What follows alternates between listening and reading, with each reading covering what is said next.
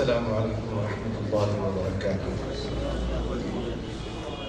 الحمد للہ رب العالمین والصلاة والسلام علی رسولہ الکریم وعلی آلہ وصحبہ اجمعین وعلی کل من تبعہم بإحسان الی یوم الدین۔ اما بعد فاعوذ باللہ من الشیطان الرجیم، بسم اللہ الرحمن الرحیم۔ وَإِذْ قَالَتْ أُمَّةٌ مِّنْهُمْ لِمَ تَعِظُونَ قَوْمًا اللَّهُ مُهْلِكُهُمْ أَوْ مُعَذِّبُهُمْ عَذَابًا شَدِيدًا قَالُوا مَعْذِرَةً إِلَىٰ رَبِّكُمْ وَلَعَلَّهُمْ يَتَّقُونَ۔ صدق اللہ العظیم۔ رب اشرح لي صدری ويسر لي أمري واحلل عقدة من لساني يفقهوا قولي۔ حضرات محترم، بھائی مدثر صاحب نے جس انداز سے سب کا شکریہ ادا کیا ہے، واجب ہے کہ میں آپ تمام حضرات کی طرف سے ان کا شکریہ ادا کروں اور اللہ کا شکر بجا لاؤں کہ اللہ تعالیٰ کی توفیق سے یہ خوبصورت محفل آج انہیں سجانے کی توفیق ہوئی ہے اور ہماری حاضری ہوئی ہے۔ مجھے اس فارمیٹ کا اندازہ نہیں تھا کہ آخر میں مجھے آپ سے کچھ سوالات بھی لینے ہوں گے اور جوابات بھی دینے ہوں گے، بلکہ میں تو اس طرح پریشان تھا کہ جو کچھ میں نے کہنا ہے وہ ان میں سے اکثر باتیں پہلے کہی جا چکی ہیں اور میں پک اینڈ چوز کیسے کروں۔ بہرحال اللہ تعالیٰ سے دعا کرتا ہوں کہ اس اہم اور نازک مسئلے پر وہ ہماری خاص رہنمائی فرمائے اور اس سے نجات کے لیے جو راہیں ہیں وہ بھی ہم پر آسان فرما دے۔ دیکھیے، جو میں نے ابھی آیہ مبارکہ آپ کے سامنے تلاوت کی ہے سورۃ الاعراف کی، میں اس کا کوئی نہ پورا ترجمہ پیش کرنا چاہ رہا ہوں اس وقت، اس لیے کہ وقت کی بھی قلت ہے۔ صرف ایک بات عرض کروں گا کہ ہم کوشش کے مکلف ہیں۔ قالوا معذرۃ الی ربکم، یہ ہے اہم ترین مسئلہ، لیکن اگر ہم کوشش ہی نہ کریں تو پھر ہم مسئول ہیں، ہم سے باز پرس ہو۔ اور یہ آیہ مبارکہ اصحاب سبت کے واقعے کے ضمن میں آئی ہے۔ قرآن مجید نے بنی اسرائیل کا یہ جو اہم واقعہ ہے اتنے اہتمام کے ساتھ ایک سے زیادہ مواقع پر بیان فرمایا ہے۔ چنانچہ ہمارے لیے بھی اس وقت جو اصل ہدف ہے وہ یہی ہے کہ ہم اپنی کوشش کریں، اسے ثمر آور بار آور بنانا اللہ کا کام ہے۔ اگر ہمارے اندر وہ خلوص و اخلاص ہوگا تو انشاءاللہ نتائج اللہ تعالیٰ ہمیں دکھا دیں۔ بنی اسرائیل کا ذکر آیا تو یہ بھی عرض کر دوں کہ یہ انسداد سود اور حرمت سود صرف امت مسلمہ کے لیے ہی نہیں ہے۔ آپ بائبل کا اگر مطالعہ کریں، اور آج کل زیادہ تر جو بائبل میسر ہیں وہ پروٹیسٹنٹ مذہب کے جو ماننے والے ہیں، آرتھوڈاکس، سیونتھ ڈے ایڈوینٹسٹ وغیرہ، ان کی بات نہیں کر رہا، جو پروٹیسٹنٹس کی انہی کی زیادہ تر بائبل میسر ہیں اس وقت مارکیٹ میں بھی اور نیٹ پر بھی۔ آپ حیران ہوں گے کہ قرآن مجید میں اگر سود کا ذکر اور اس کی حرمت کا بیان 4 مقامات پر آیا ہے، سورہ بقرہ میں، سورہ آل عمران، سورہ نساء اور اس کے ساتھ سورۃ الروم میں، تو بائبل میں کم سے کم 18-20 مقامات پر حرمت سود کا بیان ہے۔ یہ کتنی عجیب بات ہے، اور جن سخت تنبیہات کے ساتھ اور سخت الفاظ میں بائبل میں ذکر ہے، شاید اتنا سخت تذکرہ قرآن حکیم میں بھی نہیں۔ آپ لسٹ کرتے جائیں، کتاب الخروج میں بھی میں نے اس کا حوالہ پڑھا ہے، اخبار میں، استثناء، حزقیل، نحمیہ، زبور، متی، اس کی انجیل، لوقا وغیرہ وغیرہ، یہ سب کے سب حرمت سود کے بیان ان کے اندر آپ کو ملے گا، اور مختلف اسالیب سے۔ اپنے بھائی کو قرض دو تو اس پہ سود مت کھاؤ، اسے اس کے حصے کی روٹی پوری دو، اور جو ایسا کریں گے وہ واجب القتل ہے۔ یہ کوئی چھوٹی بات نہیں ہے۔ پھر ایک پاکستانی ہونے کی حیثیت سے میں کبھی سوچتا ہوں کہ اگر مسلمانوں کا دین اسلام نہ ہوتا تو کیا کبھی پاکستان بن سکتا تھا؟ یعنی آپ تصور میں سوچیں، اگر ہم ایک انڈیوائیڈڈ انڈیا میں رہ رہے ہوتے، جیسے کہ ابھی بھی بہت سے لوگ رہ رہے ہیں، آج کل سکھوں کی تحریک بڑے زور پر ہے، لیکن جو ایک انہیں ہدف زندگی کا اسلام دے سکتا ہے وہ کوئی دوسرا مذہب نہیں دے سکتا۔ چنانچہ ایک ہدف دیا قرآن نے، رسول اللہ صلی اللہ علیہ وسلم کی تعلیمات نے، چنانچہ یہ اسلام ہی تھا جس کی وجہ سے ایک علیحدہ مملکت ہمیں حاصل ہوئی ہے، اللہ نے نعمت فرمائی ہے۔ اور دوسری بات یہ کہ اگر مسلمانوں کو کامل یقین نہ ہوا ہوتا اس بات پر کہ ہم انڈیوائیڈڈ انڈیا میں رہتے ہوئے اسلام کے جو اصول ہیں، تعلیمات ہیں، شریعت کی تعلیمات ہیں، ان پر عمل نہیں کر سکتے، یہ بھی یقین نہ ہو جاتا انہیں، تب بھی کبھی پاکستان وجود میں نہ آتا۔ ہر شے کے پیچھے کوئی نہ کوئی موٹیو ہوتا ہے۔ اتنا بڑا واقعہ ہوا کہ ایک پاکستان جیسا خطہ اس دور میں ہمیں ملا ہے کہ جبکہ دنیا اس وقت نیشن سٹیٹ کی جو ہے وہ لپیٹ میں تھی، یہ تصورات اتنے زیادہ تھے۔ یہ اسلامی کی برکت ہے کہ ان کے اندر یہ عزم پیدا ہو گیا، یہ یقین پیدا ہو گیا کہ ایک الگ خطہ حاصل کرنا ہمارے لیے کتنا ضروری ہے۔ اب درمیان میں کیا کچھ ہوا اس کی بہت سی داستان آپ سن چکے ہیں، لیکن میں اس وقت براہ راست اس مسئلے کی طرف آتے ہوئے عرض کروں گا کہ آج بھی اگر ہمیں یہ یقین حاصل ہو جائے کہ یہ نظام سود ہماری اس معاشی بدحالی کا اصل سبب ہے۔ دیکھیے پاکستان کو اللہ نے جن جن نعمتوں سے نوازا ہے، میرا معاملہ ایک عجیب ہے، میں اس آگ میں ڈالا گیا ہوں مثل خلیل، معاشیات کی تعلیم حاصل کی، معاشیات تدریس کرتا رہا ایک عرصہ یونیورسٹی میں، اور اس کے ساتھ کتاب و سنت کی بھی اللہ تعالیٰ نے جو ہے وہ توفیق عطا فرمائی اس کی تعلیم حاصل کرنے کی۔ چنانچہ میں جس نگاہ سے ان چیزوں کو دیکھ سکتا ہوں، شاید ایک عام آدمی جو روز و شب کے اپنے جھمیلوں میں مصروف ہے، ہو سکتا ہے وہ اس نگاہ سے نہ دیکھ سکتا۔ اور میں اس بات پر کتنا مجھے انشراح ہوتا ہے کہ جب رسول اللہ صلی اللہ علیہ وسلم نے فرما دیا تھا کہ جس قوم میں ربا عام ہوگا اللہ تعالیٰ اسے معاشی بدحالی کے عذاب میں پکڑ لے گا۔ ما من قوم یظہر فیہم الربا الا واخذوا بالسنۃ وما من قوم یظہر فیہم الرشد الا واخذوا بالرعب۔ یہ کون فرما رہے ہیں؟ جو الصادق اور المصدوق ہے، اور ان کی اس بات کی صداقت آج ہماری ملکی حالات گویا ہر اعتبار سے یہ صداقت کا ثبوت ہے۔ حال یہ ہے کہ اتنا عرصہ گزر گیا، سارے وسائل ذرائع ہمارے پاس موجود ہیں، لیکن ہم پورے طور پر گرفت میں آ چکے ہیں، بلکہ کہوں تو غلط نہیں کہ غلامی میں آ چکے ہیں ان لوگوں کی کہ جنہوں نے یہ جال بچھایا تھا۔ اور یہ جال بچھانے والوں کو بھی آج صرف ہم تو ایک متاثرین میں سے ہیں نا، تو ہمیں تو پہچاننا ضروری ہے، لیکن اگر آپ دنیا کے تمام نامور مفکرین، فلاسفہ، ان کا آپ بیانات پڑھیں تو آپ حیران رہ جائیں گے کہ سب کے سب اس بات پر متفق ہیں کہ یہ سود اور نظام بینکاری یہ انسانیت سوز ہے، یہ آبرو باختگی ہے، یہ سرطان ہے۔ یہ الفاظ میرے نہیں ہیں، میں الفاظ سنا رہا ہوں، ان کے الفاظ ہیں۔ ارسطو، ارسطاٹل جو یونانی فلسفے کا بانی سمجھا جاتا ہے، اس کا یہی کہنا ہے۔ تھامس ایکویناس کا کہنا ہے، مارٹن لوتھر کا کہنا ہے، پوپ کلیمنٹ کا کہنا ہے، جان ایڈمز کا کہنا ہے، ابراہم لنکن کا کہنا ہے، ہنری فورڈ کا کہنا ہے، اور جتنے بھی میں نے آج تک ایسے مفکرین اور فلسفی پڑھے جن کا کہ مجھے اندازہ ہوا کہ ان کی سوچ نے، ان کی فکر نے، فلسفے نے انسانیت کے اوپر کوئی نہ کوئی اثر ڈالا، تو نظر آیا کہ اس بارے میں بڑے یکسو تھے، اور الفاظ اتنے واضح ہیں کہ شاید ہم عام آدمی اتنا واضح نہیں ہے سود کے معاملے میں جتنے وہ واضح تھے۔ اسی طریقے سے قائد اعظم کا تذکرہ تو بہت ہوا الحمدللہ، کہ میں بھی حیران ہوتا ہوں کہ اللہ نے انہیں کیسے یہ بصیرت عطا کی تھی جو انہوں نے 1948 میں وہ الفاظ کہے، وہ اسٹیٹمنٹ کہی۔ میں ایک کتابچہ میں نے اسی سلسلے میں لکھا ہے، ہو سکتا ہے بہت سے حضرات تک پہنچا ہو، اس میں وہ پورا اقتباس لکھا ہے میں نے۔ لیکن حکیم مشرق جو ہیں علامہ اقبال رحمہ اللہ، انہوں نے بھی اپنا سا جو ذمہ ادا کیا ہے، میں چاہتا ہوں کہ وہ بھی شیئر کر دیں۔ یہ ہمارے اس ایمان اور یقین میں اضافے کا موجب ہوگا، جیسے آیات قرآن آپ نے سنی ہیں، احادیث سنی ہیں۔ پہلی بات ابلیس کی مجلس شورا میں جو انہوں نے ایک بات کہی ہے، یہ بڑی اہم بات ہے۔ جانتا ہوں میں یہ امت حامل قرآن نہیں،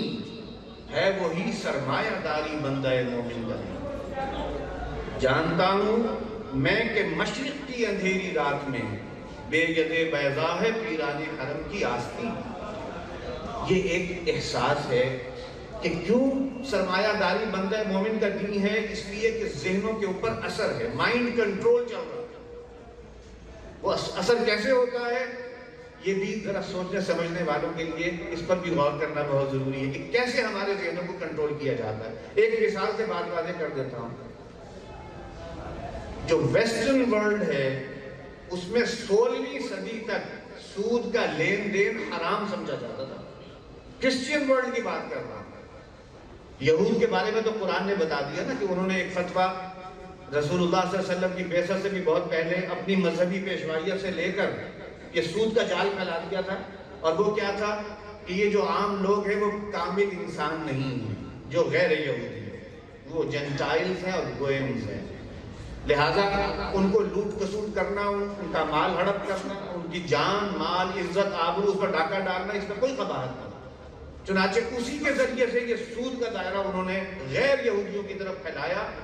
اور جب رسول اللہ صلی اللہ علیہ وسلم کی بعثت ہوئی تو آپ کو معلوم ہے اس موقع پر بھی ایک قبیلہ تو وہی تھا موجود کہ جو سود کا کاروبار کرتا تھا، جسے اولین مرحلے میں رسول اللہ صلی اللہ علیہ وسلم نے نکالا ہے مدینہ کے اطراف سے، اور پھر حضرت عمر فاروق رضی اللہ تعالیٰ عنہ نے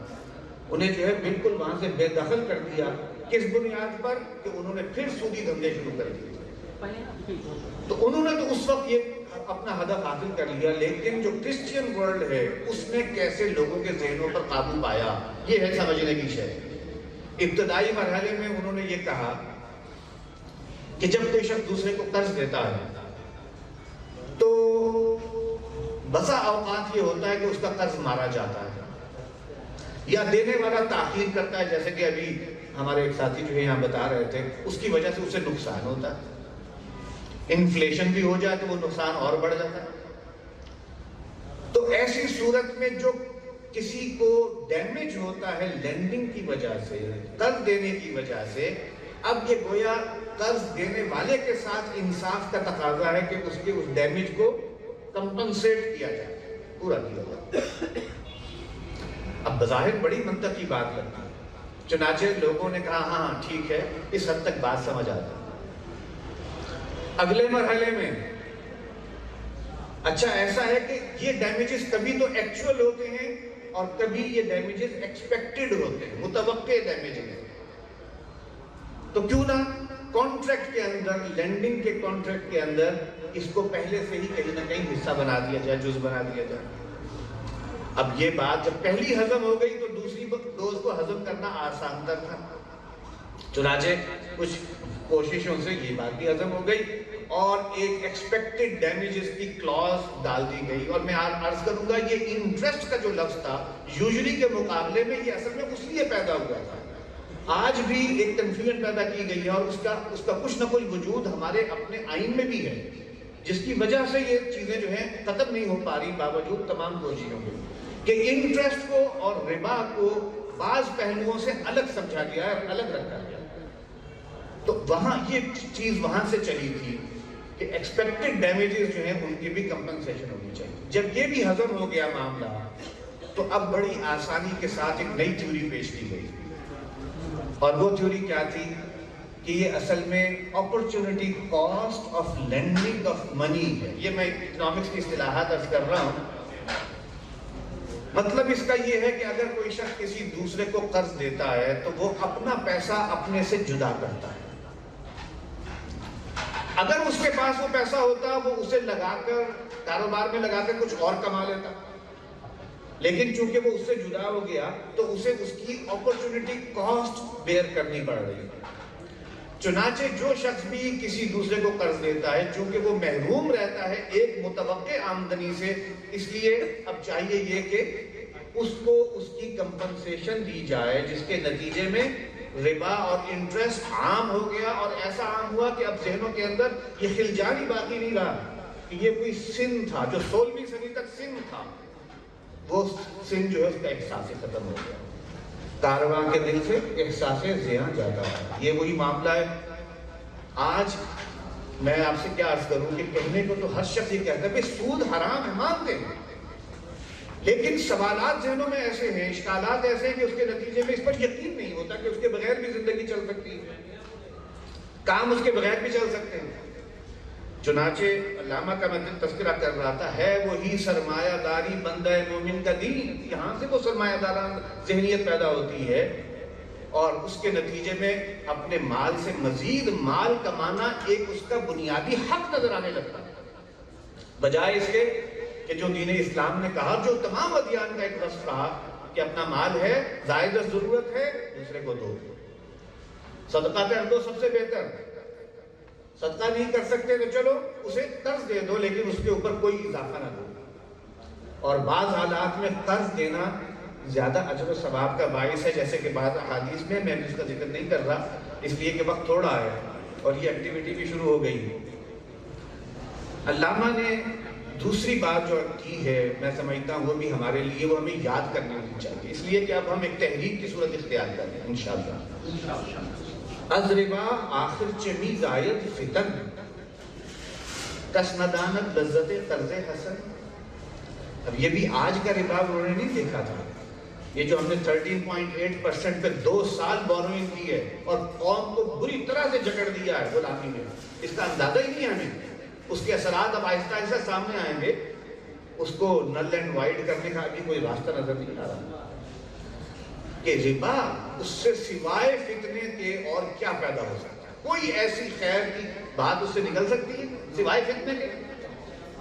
اور پھر یہ کہ کیا ہو گیا انسان کو، اسے لذت قرض حسن یاد نہیں ہے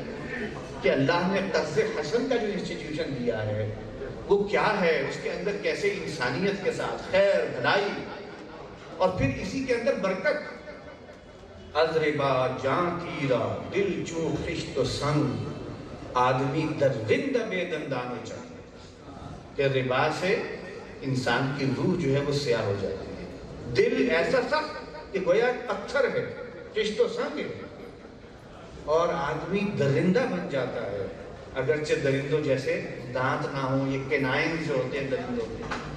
اور درندوں جیسے پنجے نہ ہوں، لیکن در حقیقت درندہ ہے۔ یہ احساسات کس کے ہیں؟ یہ اس کے ہیں کہ جو بظاہر کوئی دینی اور مذہبی کوئی پیشوا نہیں تھے، لیکن یہ اندر کی چیز وہ ہے کہ جو ہر عقل مند انسان اور ہر فلسفی نوعیت کا شخص اس بات کو محسوس کیے بغیر نہیں ہے۔ اب دیکھیے ہمارے ساتھ جو معاملہ ہوا ہے کہ جس کی وجہ سے اب ہمیں جیسے ایک چھوٹا سا درخت بھی آپ کو نکالنا پڑتا ہے جڑوں سے، تو آرام سے نہیں نکلتا جب اس نے جڑیں اپنی زمین میں گہری کر لی، اسے بھی مل جل کر جو زور لگا کر، بلکہ بسا اوقات ایڑی چوٹی کا زور لگا کر نکالنا پڑتا ہے۔ یہاں تو حال یہ ہے کہ اس نظام سود نے ایسی جڑیں اندر مضبوط اور گہری کر لی ہیں کہ اب بظاہر عقلیں دنگ ہیں، معاف ہو چکی ہیں کہ اس سے نکل بھی سکتے ہیں کہ نہیں نکل سکتے، اور شاید اس کے لیے ایک بڑا سخت قسم کی سرجری کرنی پڑے گی، ایسی سرجری کہ جس کے اندر ٹھیک ٹھاک کاٹ پیٹ ہو، اس کے بغیر یہ نظام ہمارا پیچھا نہیں چھوڑے گا، یہ ہم پر مسلط ہی ہے، اور اس کے لیے ہمیں تیاری کرنی ہے یقین کے ساتھ کہ یہ واقعتاً ہماری آئندہ نسلوں کی فلاح بہبود اس کا مدار اسی پر ہے۔ اس کے لیے میں آپ سے صرف 2-3 باتیں اور عرض کرتا ہوں اور پھر سوالات کی طرف چلے جائیں گے۔ ہوا کیا ہے کہ آئین میں سب کچھ موجود، جیسا کہ ابھی فرما رہے تھے پراچا صاحب، قرارداد مقاصد بھی موجود، 2A کے ذریعے سے اسے آئین کا سبسٹینٹیو پارٹ بھی بنا دیا گیا، یہ بھی موجود، آئین کی شق 8 بھی موجود جس کے اندر قرآن و سنت کی بالادستی بھی ہے اور سوشل جسٹس کی بات ہے، اکنامک ویل بینگ کی بات ہے، 38 37 یہ بھی سب کے سب انسانیت کے لیے بڑی خوبصورت شقیں موجود ہیں، 31 تو ہے ہی اسلامک پروویژنز کے لیے، پھر فیڈرل شریعت کوڈ یہ بھی ایک آئینی ادارہ ہے، کاؤنسل آف اسلامک آئیڈیالوجی یہ بھی آئینی ادارہ ہے، فیڈرل شریعت کوڈ بھی کہہ چکی ہے کہ کمرشل انٹرسٹ ربا ہے، سپریم کورٹ آف پاکستان بھی 1999 میں فیصلہ دے چکی ہے کہ فیڈرل شریعت کوڈ کا فیصلہ درست تھا، کمرشل انٹرسٹ ربا ہے، اور خاتمے کی ڈیڈ لائن بھی دی جا چکی تھی 2002، یہ الٹیمیٹ ڈیڈ لائن تھی، جون 2002، پھر بھی آج تک یہ ختم نہیں ہوا۔ وہ کون سے سقم ہیں، وہ کون سے کمی کے پہلو ہیں کہ جس کی وجہ سے آئینی حق ہونے کے باوجود اور آئین میں سب کچھ موجود ہونے کے باوجود آج تک ہم اپنی اس منزل کو حاصل نہیں کر سکتے؟ تو ایک تو یہ اچھی طرح سمجھ لیجیے کہ یہ اصل میں ایک ہمارے ساتھ دھوکہ ہوا ہے، اس دھوکے کو ہمیں ریئلائز کرنا ہے، سمجھنا ہے اور اس کا سد باب کرنے کی بھی کوشش کرنا ہے۔ دھوکہ یہ ہے کہ اسلامی نظریاتی کونسل آئین کے مطابق اسلام کے نظام کے حوالے سے، قوانین کے حوالے سے بہت سی آپ کو ریکمنڈیشن دے گی حکومت کو، اور وہ ریکمنڈیشن امپلیمنٹ ہونا نہ ہونا اس کا کہیں کوئی آئین میں ذکر نہیں ہے، اس کے پاس کوئی اختیار ہی نہیں ہے، چنانچہ وہ ریکمنڈیشن دیتی چلی جائے گی اور پائل اپ ہوتا رہے گا معاملہ، کبھی بھی اس کے نتائج نہیں سامنے آئے۔ ایک یہ ہمارے ساتھ دھوکہ ہوا ہے۔ دوسرا دھوکہ یہ ہوا ہے کہ آئین کے اندر آئین کے اندر یہ 203D جو ہے یہ ڈیل کرتی ہے فیڈرل شریعت کوڈ کے ساتھ۔ فیڈرل شریعت کوڈ کا دائرہ کار کیا ہے کہ وہ کسی کے پٹیشن کی ذریعے یا سو موٹو کوئی کیس جو ہے وہ دیکھے گی لے کر کہ کون سا قانون پاکستان کا قرآن و سنت کے منافی ہے۔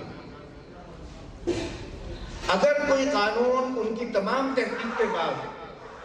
ثابت ہو جاتا ہے کہ یہ قرآن و سنت کے منافی ہے تو آئین کے مطابق فیڈرل شریعت کوڈ کو یہ اختیار ہے کہ وہ اسے کل عدم قرار دینے کا فیصلہ جاری فرمائے۔ جب وہ کل عدم ہو جائے گا تو اس دوران حکومت کی ذمہ داری ہے کہ نئے قوانین وضع کرے تاکہ جو قوانین کل عدم ہوئے ہیں اس کی جگہ نئے قوانین لے لیں۔ یہی معاملہ سود کے معاملے میں ہوا۔ 1980 میں فیڈرل شریعت کوڈ کے اوپر سے 10 سالہ پابندی اٹھی۔ پہلے 10 سالہ پابندی تھی کہ یہ کوئی فیصلہ جو ہے فسکل میٹرز کے بارے میں نہیں کر سکتے، تو پابندی ہٹی، کورٹ نے ایک فیصلہ لے لی، کورٹ نے جو ہے وہ اس کے میں عرض کروں 1990 میں کورٹ نے وہ فیصلہ دے دیا کہ یہ جو بینک انٹرسٹ ہے in all its forms and manifestation is ربا۔ ریٹ آف انٹرسٹ سے کوئی فرق نہیں پڑتا، کم ہے یا زیادہ، وہ ربا ہی ہے۔ یہ 1990 میں پہلا فیصلہ آیا تھا اور 1991 کی PLD میں چھپا ہوا، اور 1992 میں یہ 22 قوانین کو کل عدم ہو جانا تھا۔ اگر وہ کل عدم اس وقت ہو چکے ہوتے تو آج سود کا یہ نظام ختم ہو چکا۔ لیکن سکون کہاں ہے؟ کیا ہوا؟ یہ پاکستان کی وہ واحد مظلوم و مقہور ایک کورٹ ہے جس کے خلاف اپیل سب سے آسان ہے۔ آپ نے اس کے کسی فیصلے کے خلاف پٹیشن دائر کرنی ہے، بس وہ ایک درخواست لکھ کے سپریم کورٹ کے شریعت اپیلٹ بینچ کے باکس میں ڈال دیں، سمجھ لیں کہ وہ درخواست قبول بھی ہو گئی اور اس کے خلاف سٹے بھی آپ کو مل گئی۔ تو ان سماعتوں کے دوران ایک ہی مسئلے پر گفتگو ہوتی رہی، اور وہ مسئلہ تھا کہ کیا یہ معاملہ کورٹ کی جورسڈکشن میں بھی آتا ہے کہ نہیں آتا؟ اس کورٹ یعنی جس پر پہلے فیصلہ آ چکا، جس پر 99 میں سپریم کورٹ فیصلہ دے چکی، یہ بات ابھی تک گویا شکوک میں ڈال دی گئی ہے اور اس کے ذریعے سے معاملے کو لٹکایا جا رہا ہے کہ کیا یہ اس کی جورسڈکشن میں بھی آتے ہیں۔ جب معاملہ ایک کنارے پر پہنچنے لگا تو فیصلہ دینے کے بجائے وقت اتنا لے لیا کہ اب بینچ ٹوٹ رہا ہے، ٹوٹ چکا ہے۔ ایک جج صاحب ریٹائر ہو گئے اور دوسرے جج صاحب جو اس کے بینچ کے چیف ہیں وہ اگلے چند مہینوں میں ریٹائر ہو جائیں گے، اور یہ جب سے 2013 سے یہ دوبارہ کیس لگا ہوا ہے تب سے اب تک 4 بینچ جو ہے وہ بن چکے ہیں۔ بینچ بنتے ہیں، ٹوٹتے ہیں۔ یہ سلوک کس معاملے میں ہو رہا ہے؟ اس معاملے میں کہ جو شریعت کے اعتبار سے بنیادی مسئلہ ہے، سب سے زیادہ اہم مسئلہ ہے کہ جسے اگر ہم نے ترک نہ کیا تو گویا واضح طور پر ہم اللہ کے باغی ہیں۔ جو اور شکوک و شبہات اٹھائے گئے ہیں ان میں سے ایک شک کی اور شبہ کی میں بات کر کے پھر اپنی بات ختم کرتا ہوں۔ دیکھیے ایک شبہ یہ بھی ہے کہ جو 7th سینچری نبی صلی اللہ علیہ وسلم کا دور، اس کا جو ربا تھا، کیا یہ وہی تھا جو آج کا کمرشل انٹرسٹ؟ یعنی ابھی اس بارے میں کہ یہ جو کمرشل انٹرسٹ جو آج رائج ہے، یہ ربا کی ڈیفینیشن میں آتا بھی ہے کہ نہیں آتا؟ حالانکہ شرق و غرب میں اس پر اتفاق ہو چکا۔ عرب علماء میں سے چند نام ہیں، 2-3 نام ہیں مصریوں میں، شیخ محمود شلتوت ہیں اور 1-2 حضرات اور ہیں، جنہوں نے ایک خاص وقت میں ایک مخصوص سوال کے جواب میں جو فتویٰ دیا تھا، آج بھی اسے اٹھائے کر رہے ہیں۔ حالانکہ وہ فتویٰ جس سوال کے اوپر بیس کرتا تھا، اس کی حد تک ان کا فتویٰ درست بھی تھا۔ آپ جیسا پوچھیں گے ویسا ہی جواب ملے گا۔ آپ یہ کہیں کہ لوگ اپنے پیسے جمع کرتے ہیں اور بینکوں کو دیتے ہیں، بینک اسے آگے کاروبار میں انویسٹ کرتے ہیں، اور اس کے نتیجے میں کاروبار سے جو منافع آتا ہے، بینک اس میں سے کچھ اپنا حصہ رکھتا ہے جو پہلے سے انہوں نے بتایا ہوتا ہے، باقی حصہ ڈپازیٹرز کو دے دیتا ہے۔ سوال ہی اتنا خوبصورت ہے کہ اس کے جواب میں آپ کہتے ہیں ہاں یہ تو کاروبار ہے، یہ تو کوئی مضاربہ کی شکل ہے، یہ تو کوئی مشارکہ کی شکل ہے، اور اسے استعمال کر رہے ہیں کس چیز کے لیے؟ کہ یہ جو بینک کے ڈیٹ انسٹرومنٹس ہیں، جن کو ہر اعتبار سے دیکھا جائے تو وہ سوائے قرض کے اور کچھ نہیں بنتے۔ چنانچہ اگر سوال کچھ اور ہوتا ہے کہ قرض دیتا ہے، اس پر ایک معین سود لیتا ہے اور وہی واپس کرتا ہے، وہی اپنے پاس رکھتا ہے، تو جواب بھی مختلف ہوتا ہے۔ جتنی فقہی اعتبار سے جو بھی اجتماعی قسم کی آرگنائزیشن بنی ہیں، یہ سعودیہ میں بھی ہے، قطر میں بھی ہے، انڈیا میں بھی ہے، مجمع البحوث وغیرہ، ان سب کا اتفاق ہو چکا ہے کہ یہ کمرشل انٹرسٹ جو ہے وہ ربا ہے۔ اور کم سے کم انڈو پاکستان میں تو اس کے بارے میں کوئی مغالطہ رہا ہی نہیں تھا۔ بھی ایک دور میں رامے صاحب ہوتے تھے، ظاہر ہے وہ کوئی فتویٰ دینے کے مجال نہیں تھے یا کوئی اس طرح کے حضرات، اور انہوں نے ایک دور میں ایک رائے دی تھی کہ اصل میں اس میں تو سچویشن ہی مختلف ہے، اور وہ یہ کہ عام طور پر جو ربا کا لین دین ہوتا تھا وہ کسی پیسے والے کی طرف سے جاتا تھا اور کسی کمزور آدمی، کسی معاشی طور پر کمزور آدمی کو قرض دیا جاتا تھا۔ آج کے دور میں معاملہ برعکس ہو رہا ہے کہ لوگ اپنی پونجیاں، چھوٹی چھوٹی پونجیاں وہ بینک میں جمع کراتے ہیں، چنانچہ کمزور لوگ قرضہ دے رہے ہیں بینک کو، بینک بھی مضبوط اور آگے بڑے بڑے جو ساہوکار ہیں جو پیسہ لیتے ہیں قرض پر وہ بھی مضبوط، چنانچہ یہ تو الٹی گنگا بہہ رہی ہے، لہذا یہ وہ سود نہیں ہے۔ یہ ایک اشکال اٹھایا گیا۔ اس اشکال کو تو اب ایک بچہ بھی جو ہے آرام سے سمجھ سکتا ہے کہ یہ لیم ایکسکیوز ہے۔ چنانچہ ہر سطح پر، افتاء کی سطح پر، کورٹ کی سطح پر، نظریاتی کونسل کی سطح پر اس بات کو طے کیا جا چکا ہے کہ بینک انٹرسٹ اور کمرشل انٹرسٹ ربا ہی ہے۔ پھر یہ تو پھر وہی بات ہے، میں نہ ماننا، میں نہیں ماننا چاہتا، چاہے جو کچھ مرضی کرو۔ لہذا اس کام کے لیے اب جو ہماری جد و جہد ہے، جو کوششیں ہیں، اس کے اب کئی ڈائمنشن ہیں، چیلنجز ہیں بڑے بڑے۔ ایک تو وہی جنگ جو کورٹ میں چل رہی ہے، اسے ہم چھوڑ نہیں سکتے، باوجود اس کے کہ کورٹ کی میں نے آپ کو ویکنیسز بتا دی کہ کہاں کہاں یہ فرجے موجود ہیں، یہ شگاف موجود ہیں، اور بھی ہیں، لیکن بہرحال میں تو صرف چند نمونے کی چیزیں عرض کر رہا ہوں۔ اس کے ساتھ ساتھ ہمیں اپنے آئین، اپنے دستور کے اوپر بھی بہت گہری نگاہ کے ساتھ کام کرنا ہے کہ اس کے اندر پائے جانے والے یہ شگاف کیسے دور ہوں گے۔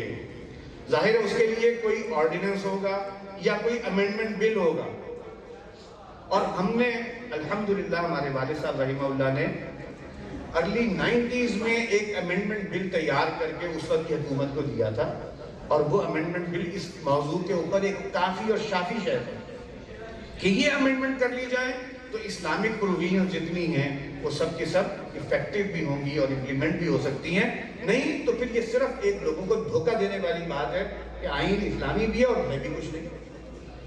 اسی لیے ہمارے والد صاحب تو کہا کرتے تھے کہ منافقت کا پلندہ، وہ اپنا انداز تھا ان کا، اور آپ اگر واقعتاً ایک خردبین نگاہ سے دیکھیں گے تو منافقت جا بجا ہے۔ تو ایک کام یہ بھی ہے، ایک چیلنج ہے یہ کرنے کا، اور تیسرا یہ کہ عوام کے اندر وہ یقین پیدا ہو جائے جو پاکستان موومنٹ سے پہلے یقین پیدا ہو گیا تھا کہ ہمارا دین اسلام ہے اور اسلام مغلوب رہنے کے لیے نہیں آیا۔ ہم انڈیوائیڈڈ انڈیا کے اندر اسلام کے عادلانہ اصولوں پر عمل نہیں کر سکتے، یہ یقین پیدا ہو جائے، بچے بچے کو پتا ہو کہ یہ اللہ سے چاہے، اللہ کے رسول سے چاہے۔ اور اس جنگ کو ختم کیے بغیر نہ ہم دنیا میں پنپ سکتے ہیں اور نہ ہی آخرت میں ہمارا کوئی مقام ہے۔ یہ تیسرا چیلنج ہے۔ اس کے لیے میڈیا ہے، اس کے لیے سوشل میڈیا، اس کے لیے صحافی برادری، اس کے لیے وکلاء برادری، اس کے لیے اہل علم، جتنا یہ یقین کامل ہوگا اور یہ شکوک و شبہات جو ہمارے ذہنوں میں ہوتے ہیں وہ دور ہوں گے، اتنا ہی ہمارا انشراح بڑھے گا اور اس تحریک کے اندر جو ہے وہ جان انشاءاللہ تعالیٰ بڑھے گی۔